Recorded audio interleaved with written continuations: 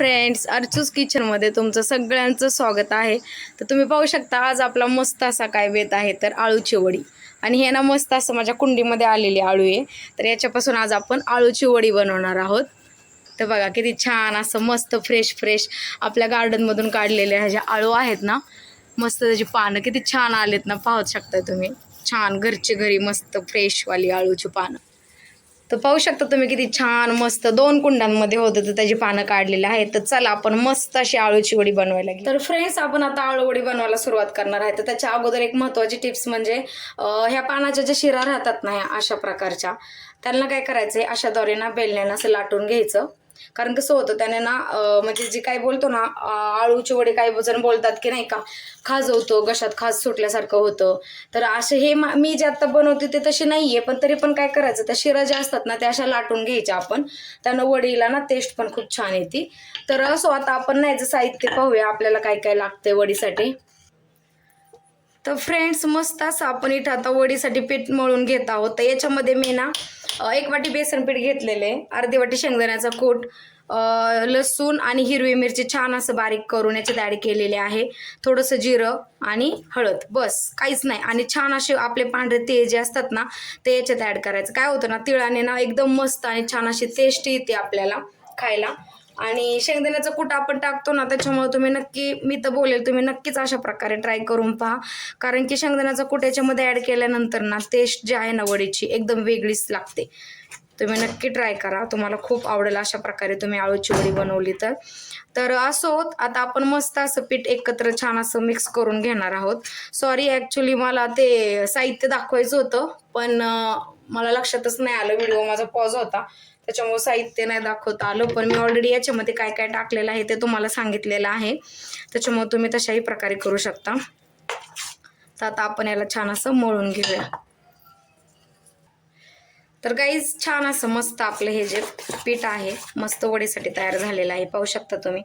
आणि कसं छान, जास्त पातळ करायचं नाही आहे आपल्याला, हे अशाच ह्याच्यामध्ये ठेवायचं. ते जास्त घट्ट नाही, जास्त पातळ नाही, कारण कसं होतं ते आपल्याला पानांना लावायचं त्याच्यामुळं. तर चला, मस्त असं आपलं पीठ तयार झालेलं आहे. तर आता आपण पानं घेऊयात आळूची आणि त्याच्यात त्याला आता लावूयात. तर चला, आपण मस्त असं वडी करायला घेऊयात. चाळणीला मी ऑलरेडी तेल लावून घेतलेलं आहे.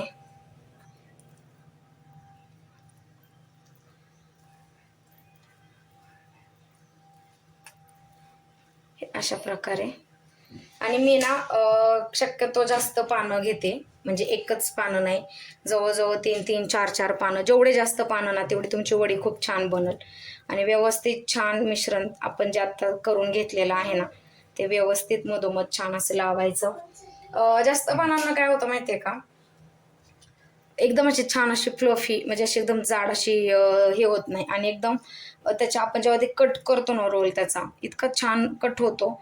आणि असं वाटतच नाही की तुम्ही एकदम म्हणजे काय बोलतात ना, विकतची जशी खाताल ना त्याच्यापेक्षा पण छान आपली घरगुती जी बोलतो ना ती टेस्टच वेगळी असते, बरोबर ना फ्रेंड्स.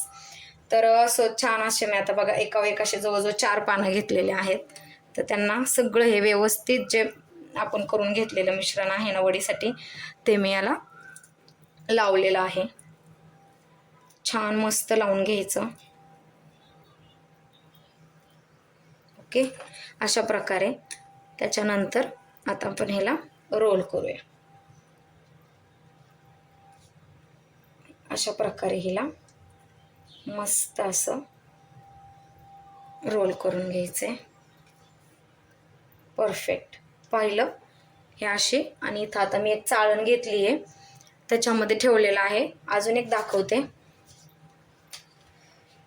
आणि हे पानं जे आहेत ना कुंडीमध्ये गावाकडून आणलेलं होतं, तर ते छान असं कुंडीत माझ्या मिस्टरांनी लावलेलं. तर मस्त असं वाटलं नाही की येईल, त्याच्यामध्ये दुसरं पण झाड होतं, तर छान असं मस्त आलं ना, छान फुटली होती आळू. मग म्हटलं एकदमच 2-3 कुंडांमध्ये होते, म्हटलं चला सगळेच पानं काढूयात आणि एक छान मस्त रेसिपी पण तयार होईल आणि तुम्हाला पण दाखवता येईल. तर अशा प्रकारे आपण सगळ्या पानांना, काही लहान मोठे साईज ना आहेत ना, त्याच्यामुळं म्हणजे सगळ्या सेम साईजचे नाही आहेत पानं, पण काही फरक पडत नाही. छान लागतात. तरी पण व्यवस्थित लावून घेऊयात आपण त्यांना.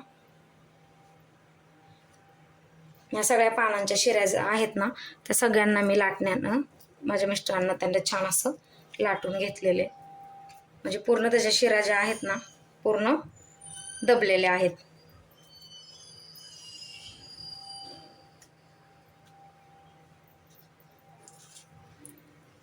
मस्त असं लावून घेऊया.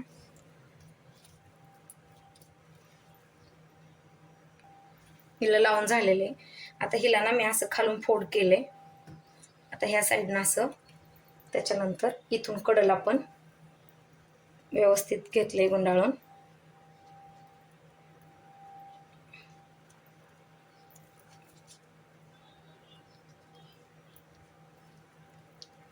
अशा प्रकारे पाहिलं. आता हिला पण ठेवून दिलेले. अशा प्रकारे आपण सगळ्या पानांना लावून घेऊयात बेसन पीठ. तर फ्रेंड्स पाहू शकता तुम्ही आपलं अशा प्रकारे मस्त असं वडीला बेसन पीठ वगैरे पीठ लावून तयार झालेलं आहे. आता याला मी छान असं शिजायला ठेवणार आहे.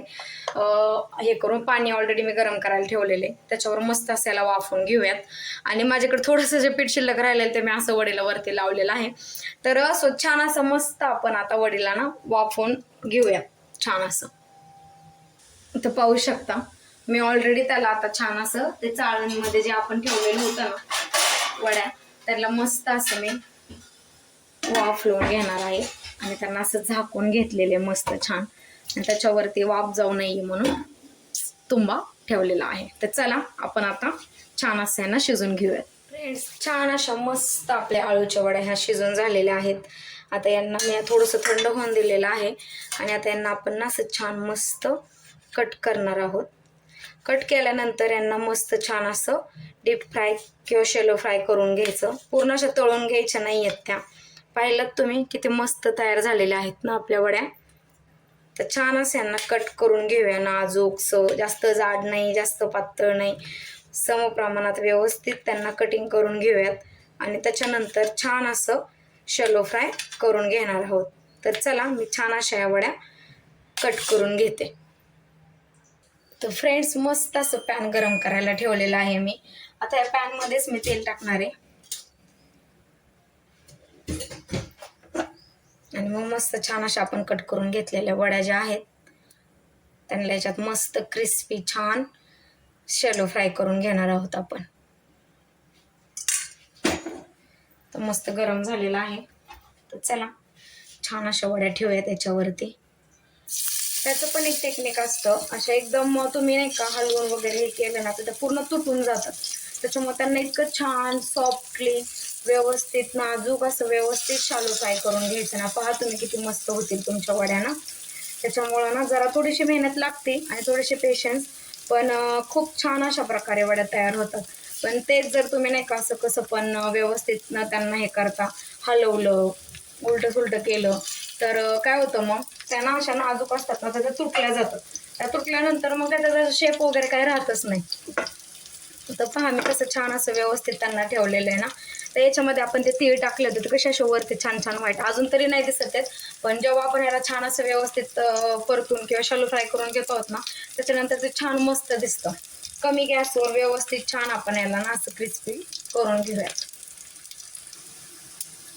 आपण आता यांना ना पलटून घेऊया. पाहिलं किती छान व्यवस्थित अशा क्रिस्पी दिसत आहेत ना. खूप छान झालेल्या आहेत वड्या आपल्या. आणि लेयर पाहिलेत का तुम्ही गाईज, किती छान मस्त लेयर सुटलेले आणि किती छान लेयर आलेत ना आपल्या वडीला.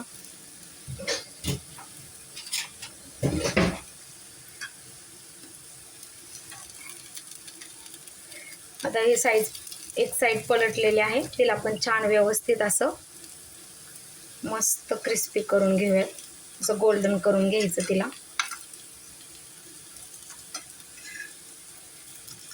त्याच्यानंतर आपली वडी रेडी आहे.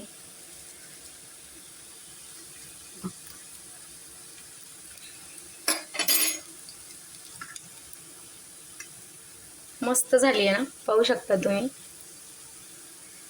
किती छान झाली आहे. आता दुसरी साईड पण आपण छान असं गोल्डन ब्राऊन करून घेऊयात. मग आपली वडी रेडी झालेली. तर फ्रेंड्स फायनली आपल्या आळूच्या वड्या तयार झालेल्या आहेत.